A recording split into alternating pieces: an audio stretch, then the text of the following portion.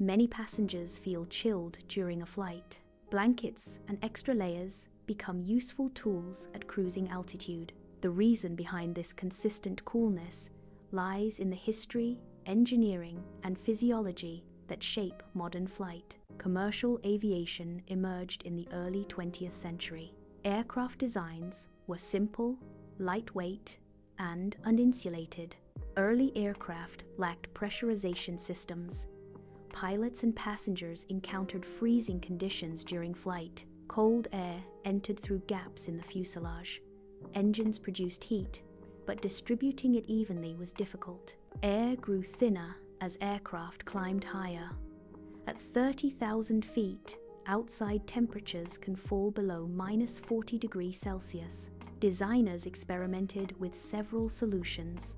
For example, diverting warm air from engines into the cabin or installing electric heaters. These systems improved comfort, but introduced new risks because warm surfaces could increase fire hazards. Safety considerations influenced every design decision. By the 1940s, pressurized cabins entered service. Air was drawn from engines, cooled, and delivered through ducts. Pressurization improved comfort by stabilizing temperature and oxygen levels. Medical researchers studied passenger responses during long flights. Colder cabins supported circulation and reduced fainting incidents. These findings shaped the temperature standards used in aviation today. Modern aircraft use an environmental control system known as the bleed air system. Bleed air originates from compressors inside jet engines and is extremely hot. Temperatures can exceed 200 degrees Celsius as the air leaves the compressors. A heat exchanger that removes heat by transferring it to outside airflow cools the air. After cooling, the air travels through filters. These filters remove particles and regulate humidity. This filtered air reaches a controlled temperature before entering the cabin. The system strives for stability. This cooling bias influences the final temperature felt by passengers. That's the first reason why cabins are cold. Cabin humidity remains low throughout the flight. Air at high altitudes carries very little moisture. When compressed and cooled, the dry air enters the cabin at less than 20% humidity. Dry air speeds up evaporative cooling, which occurs when moisture leaves the skin. This natural process lowers body temperature and is the second reason cabins are cold. Thirdly, passengers remain mostly still during flight. Low activity slows circulation and increases the perception of cold. Can we feel warmer by increasing humidity? Increasing humidity creates engineering challenges. Moist air promotes corrosion inside the fuselage. It also supports mold growth in confined areas. Designers also thought about insulation. However, insulation adds weight and reduces fuel efficiency.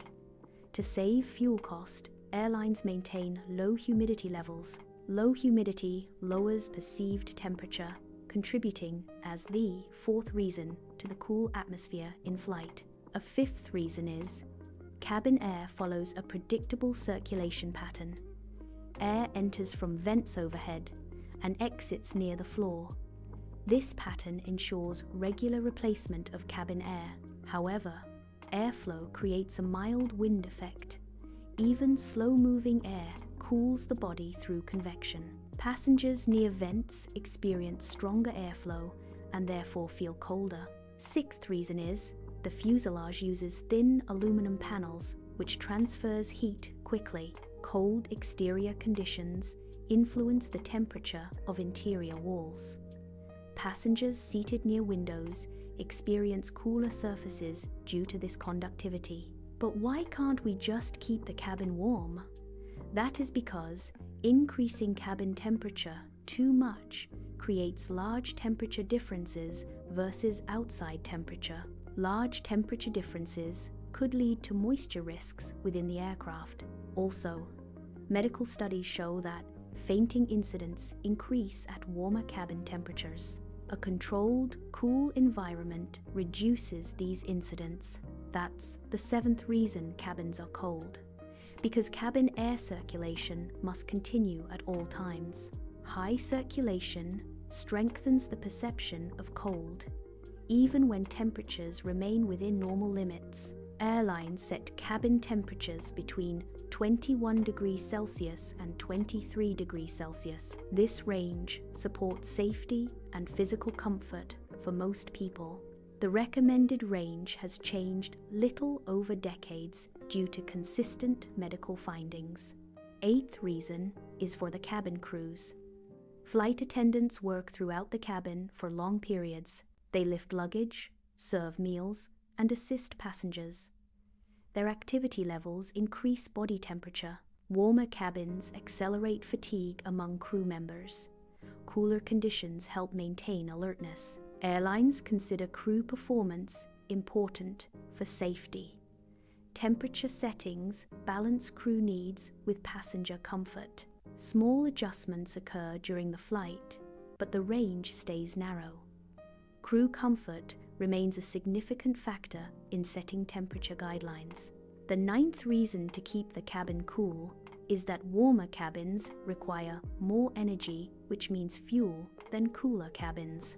More energy increases fuel consumption, which again increases costs. Outside air at cruising altitude remains extremely cold, and heating up requires more energy than cooling down. We have gone through all of the 9 reasons why cabins are cold. Cabin temperature follows patterns established through decades of design and research. Engineering limits, physiological data, and operational requirements guide these patterns. The cool environment results from coordinated systems that support safety, health, and efficiency. Temperature settings reflect the combined influence of dry air, airflow, pressure, and material constraints. Thank you for watching Fun Facts. If you enjoyed the video, like and subscribe. Let us know what topics you're interested in. Your idea might be our next video.